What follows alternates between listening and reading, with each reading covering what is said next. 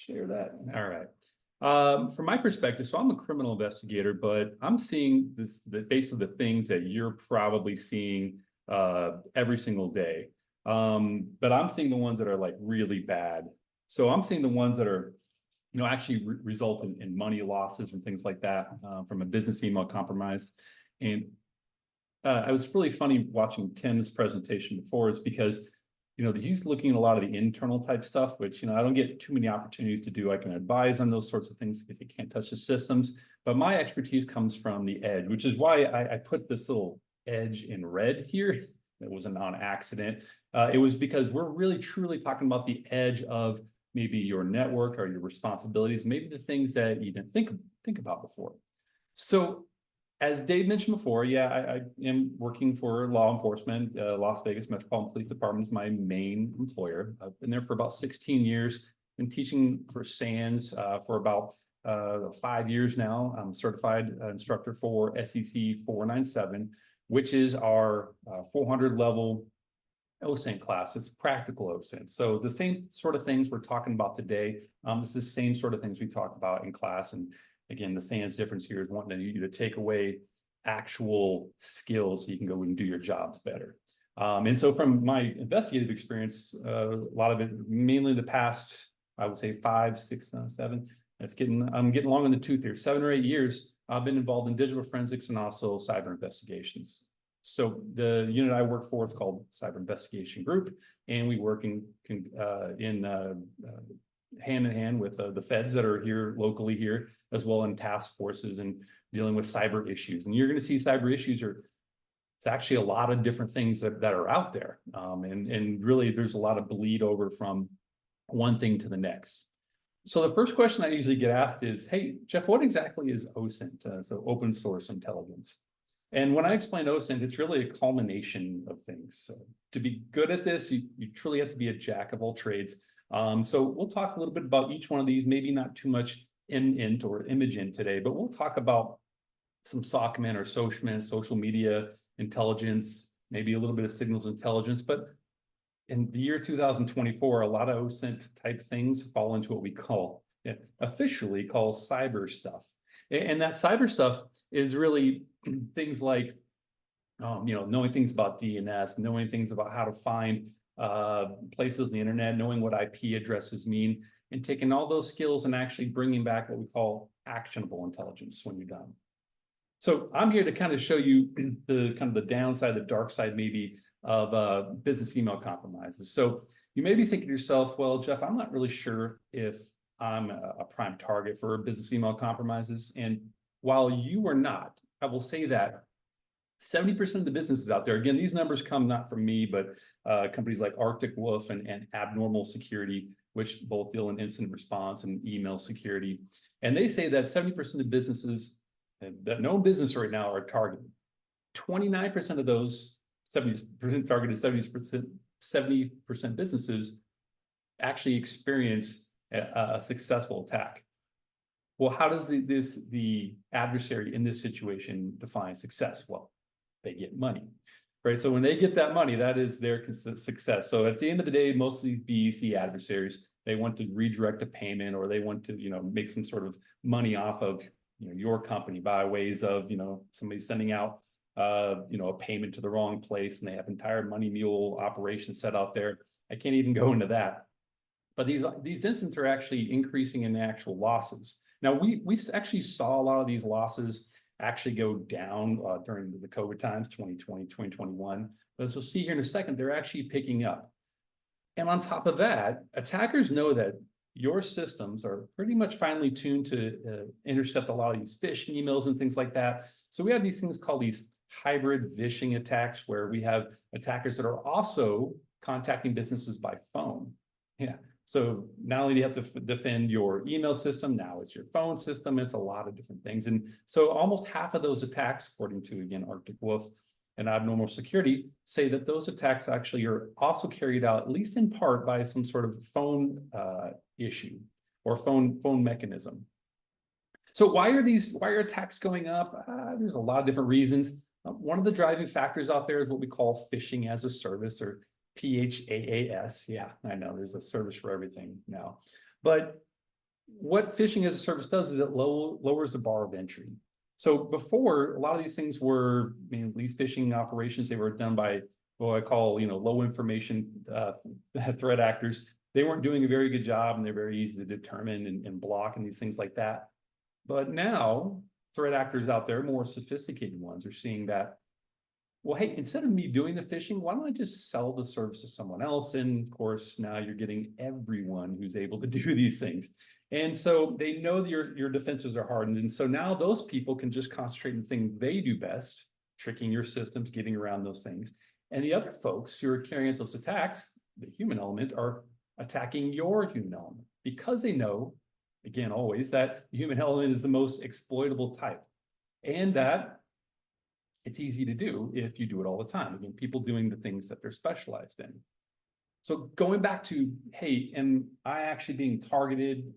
Do I know if I'm a prime target for something like this? Well, if you deal with any of these, so construction, manufacturing, now you might say, hey, Jeff, I don't fall into any of these exactly. You actually don't have to fall into any of these yourself. Because if you were dealing with any of these industries, including construction, including anything to do with transportation or energy, you are also subject to this as well. And let me explain. These might be your vendors, or these might be people that you're servicing. And if they're being targeted to get money out of them, essentially that might be involving some sort of thing involving you. The important part here to understand is that this is a global threat right now. And that, again, understanding that really the barrier to entry, this thing is so low. And that's why the attacks are going up. So if we look at the attacks, this is actually provided by Abnormal Security. And this is kind of talks about the probability of getting attacked by your organizational size. And so this is, hey, the more people you have, basically, the higher chance you have to get attacked. That is no surprise probably to anybody, but I attribute this to a couple things. One is communication. So you have a large organization.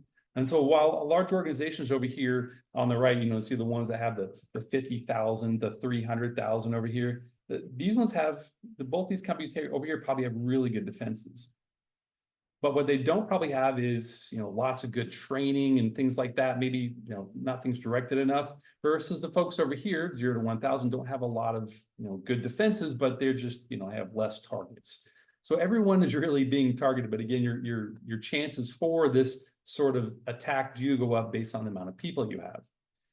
And as I was saying, kind of rather anecdotally from my situation, again, remember my side of this is I'm a criminal investigator, and I'm seeing things when they're successful. So I see the millions of dollars in business email compromise situations. We saw those at an all-time low during the COVID era.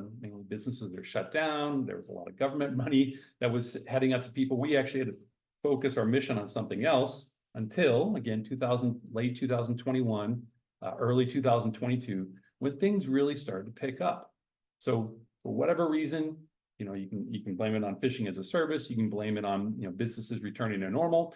But as you can see here, is that by the end of the month here, again, we're talking about BECs or phishing, email compromise. So part of either a vendor or some sort of voice involved phishing has actually gone up each month. Okay, so clearly we have a problem here. So instead of just talking about a general problem, let's think about a problem that actually exists, and one that you might see, which is Tycoon 2FA. You might have heard of Tycoon 2FA. They've been involved. They've proudly been in business since August of last year. So you're going on, just over their 1-year anniversary. And yeah, they do something like a lot of other ones. They're very similar, where they have, reverse proxies. And what do they want to do is, Tycoon 2FA is trying to provide a service that helps people intercept credentials so that they can, get your session cookies and defeat your two-factor authentication. So, back in the day, this problem was mainly attackers had it easier because not everybody had two-factor authentication set up. So we would always recommend to businesses, hey, if you just set up two-factor authentication, you'll probably be okay. We no longer recommend, we no longer just say that. Now, it is helpful. Please don't dump out 2FA, you know that, but two-factor authentication is now just simply a hurdle, just a small little step for them, because again, phishing as a service and the amount of attempts that are out there. To make that even more difficult, Tycoon 2FA and others like it have hundreds of templates that people can use, meaning that, well, there's not just one template that you can look for in a network and find really easily, and that they're using thousands, again, this is just a growing number, thousands of domains that are part of this giant infrastructure. That it's really kind of, if you look at these infrastructures from a logical standpoint, you're going to get lost because you don't know what the threat actor is doing on the other side. Okay, but what you do know is that, again, these people are trying to defeat your companies, your organizations, two-factor authentication to, again, get into your network. Now, the threat actor that might be trying to actually steal the money here may not be the one who actually initially gets that two-factor authentication, you know, that pulls off that whole thing and even subscribes to the service.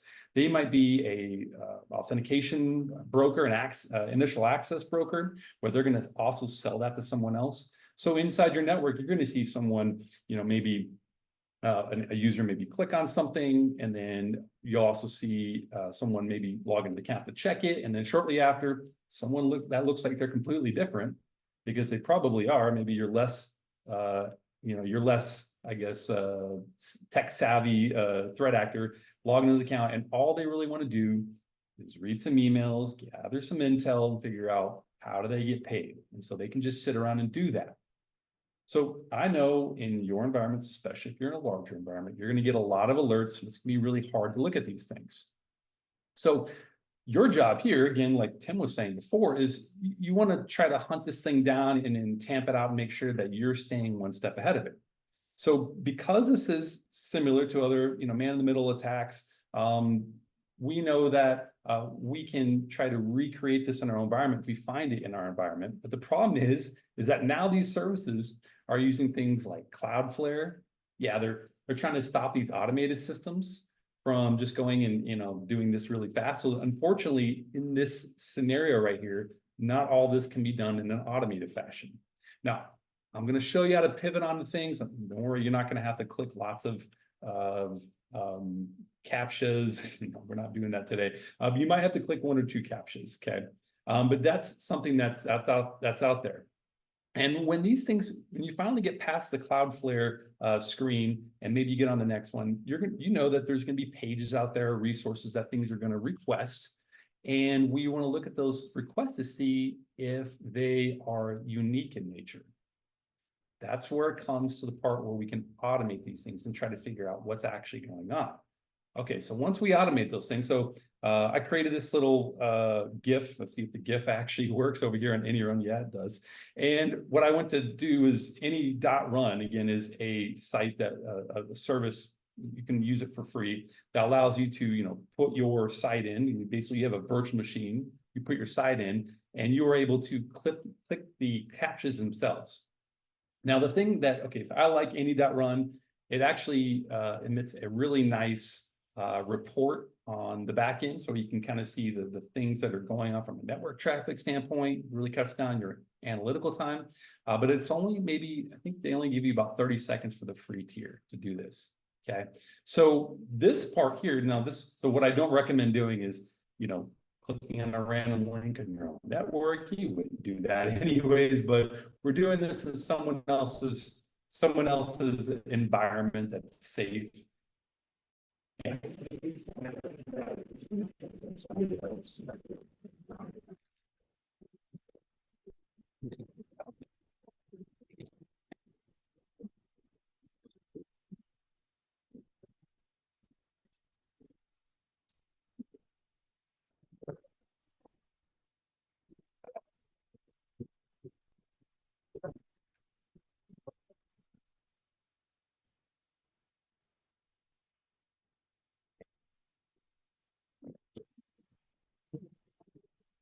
All right, I'm just going to jump in for a second and let you know you're breaking up a little there, Jeff. I don't know if you got a connection problem. I see your lips moving, but I don't hear any sound. So I'm sure you'll get that sorted out. We'll give you some time, okay?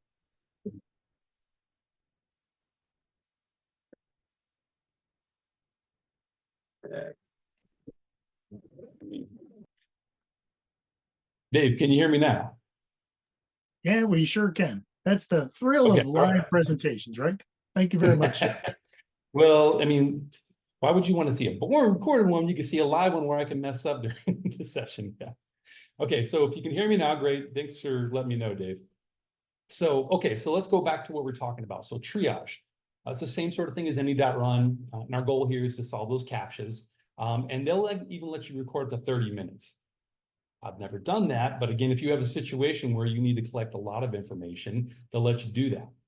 The other great thing that I like on triage versus any.run, again, these are free services I'm comparing here, they both have paid tiers, is that they'll let you search on certain things, maybe certain elements that you find within this threat actor to see what other sites and other things and other indicators, IOCs, that are associated with that particular threat actor, so that yeah, you can go back and go to your own environment and take a look at if any of your other users are being targeted.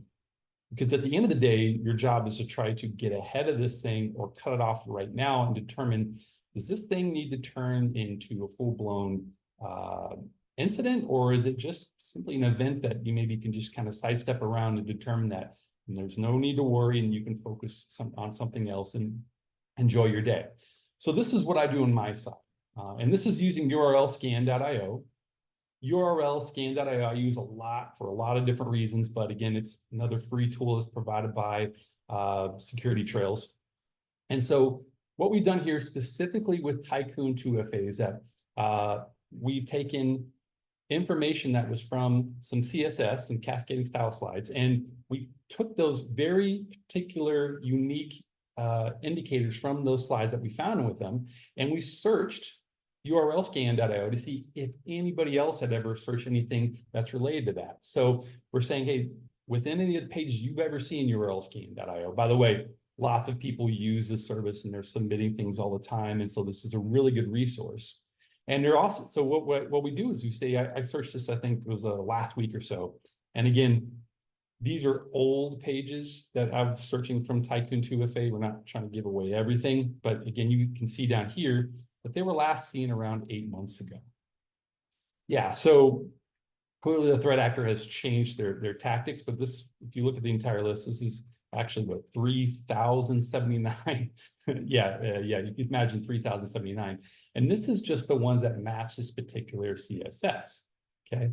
Now, the next step I would do is go, hey, can I pivot even more on that? So what I want to see is one feature I really like on urlscan.io is this structurally similar hits. By the way, so urlscan.io, they categorize this structurally similar hits feature as like a beta feature, maybe like an experimental one. But from my experience, again, this is anecdotal, I find it to be very, very accurate as far as belonging to the same threat actor in most cases. Well, how do I know that? Well, I had the ability to send out subpoenas and other things out to places to determine, hey, you know, what are the similarities back here? We have email addresses. I get that information back and go, wow, urlscan.io, you're doing a great job here. And so not only am I going from just the CSS part, so I can take all those domains from the previous we had here, take all those, put them in my environment, block them, see if anybody else has clicked on them, go over here to this pivot portion here where we're looking at the structurally similar hits. And then again, I can see even more places out there. And again, like, you know, Tim was saying, rinse and repeat, kind of keep doing that thing until I feel like I've captured as much as I possibly can.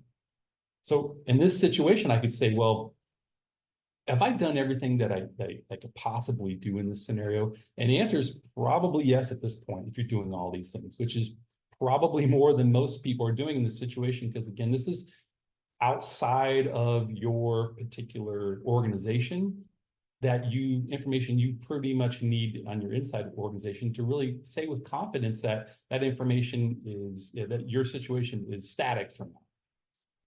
Now, going back to the vision part, remember we talked about the voice part?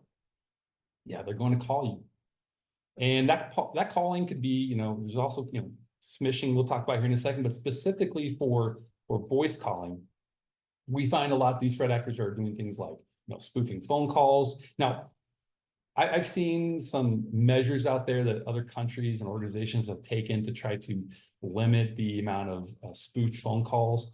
And I'll just say that overall, and I say this in Sec 497, is that the phone system in the world is just broken. We need a good authentication service, but the system is just not set up to do what we're doing. And so they're spoofing these calls with things like what we call voice over IP protocol or VoIP numbers. On top of that, they can even train their voices like my voice, it's all over the internet, and they can train with generative AI to make it sound just exactly like me. So now you're saying, well, hey, if I'm in a large company and I can just use generative AI and a spoof phone number, which are, again, the barrier of entry here is very low, I can use those to try and trick someone else and saying, hey, did you receive that email?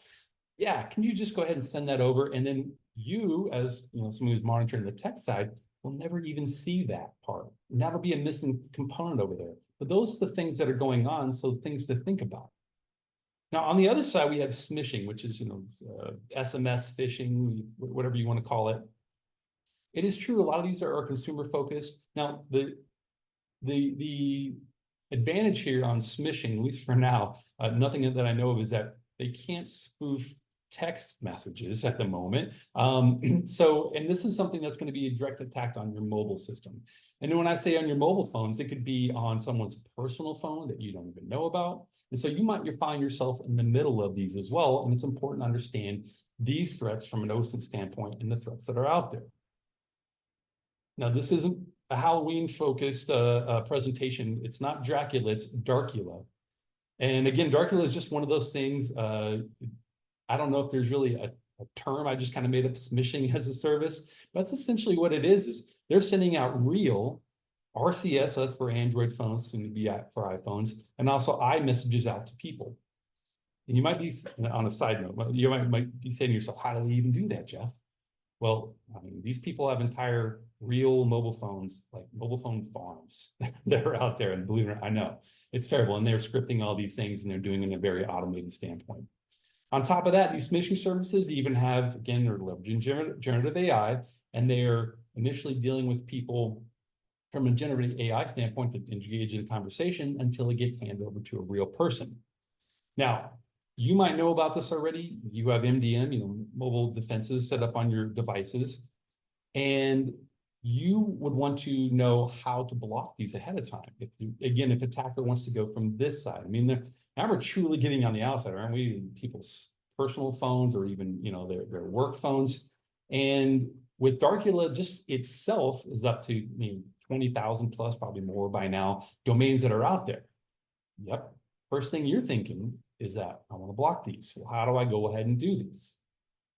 Yeah, it's a bit of a rinse and repeat situation. But to do this, again, these are threat actors. Remember, this is a service they're offering. They're really good.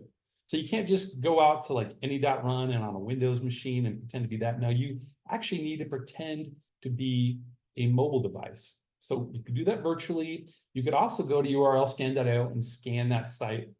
Again, look at it, but you have to be coming there and looking like a mobile device for most of these exploits to actually work or to see what's behind them so you can investigate it. So you can actually change your user agent on urlscan.io to the latest, iPhone that's out there and make it look like you're coming from a mobile device. Okay. Now, yes, there are some virtual devices out there that you can do. Some of those come with, you need to actually pay for the subscription. I'm not here to sell you subscription, but the same sort of thing with CAPTCHAs. Yeah, urlscan.io is not going to solve the CAPTCHAs for you, but it still can tell you some things about services like Darkula that are out there doing those things. So let's, again, focus in on something very specific here, and this might be very surprising to you. Now, if I told you that your prime targets out there are pretty much users between the ages of 18 and 44, you may not believe me, but it's true. Well, we think about the workforce, it's a younger workforce. Yeah, they're a larger target. And for whatever reason, us older guys are like, well, those young kids just don't understand. Well, that's, jokes aside, there's lots of different generational things and culture things that we don't understand. But the scammers additionally are also, again, they're really good at this. So they're doing OSINT on your employees. And oftentimes, these people often say that, hey, the person that said they knew me, they came from IT or something like that. They knew about my home address. They knew all these things about me to make it very believable. So this phishing, the voice phishing is really good because all those other things they have at the fingertips, the tools they have. So they can make it look really good. Okay, so now these attackers basically, this OSINT now is, well, I do it for good things, but other people are taking this, and this is essentially what's kind of helping out these adversaries and BECs and also ransomware and these other people. And they're doing things like, looking at your employees' social media, your company's information. They have access to breach data. They have all this ability to look at your company before they even do anything, and before you can even detect it on any sort of edge. Even if you're actively looking at social media, you'll never know these people are collecting this information on you. And there is a lot of information to collect. In fact, I see, again, I can't speak to all penetration testers, but these people are going above and beyond what most penetration testers are even doing. So they're, again, doing this for a lot of money. You think about the average hit is $125,000. I would do a lot of work for $125,000 if it meant that. Of course, I'm in the wrong business for that. I'm on the other side stopping that $125,000. So what can we do to try to, stop this? Well, can we, as someone in security, can we take inventory in LinkedIn? Are all of the people on LinkedIn that say they work for a company, do they actually work for a company? Probably not. Does LinkedIn verify these things? Not in most situations. It's not their responsibility. How would they? It'd be a lot of work. So we have threat actors acting to be someone else. Your recruiters that work for your organization actually have a lot of insight into how to search for those folks on LinkedIn. It's a very, very, very good place to find. And also, if you want to think about looking for threat actors and things at your environment that shouldn't be out there, should you know how to do things like Google, I don't call them dorks, a lot of people do, so these advanced searches. And I'm looking for things that are actually going on with my company and see if, again, you might be doing some brand monitoring, but in this situation, we'd be doing security monitoring to determine, again, from an automated standpoint, using things like Google Alerts to see if anything's actually out there. Now, I did a product review on a company out there called Picnic. Picnic, I was told by the gentleman who started the company, is called Problem in Chair, Not in Computer. Picnic. It's a site. It's called getpicnic.com.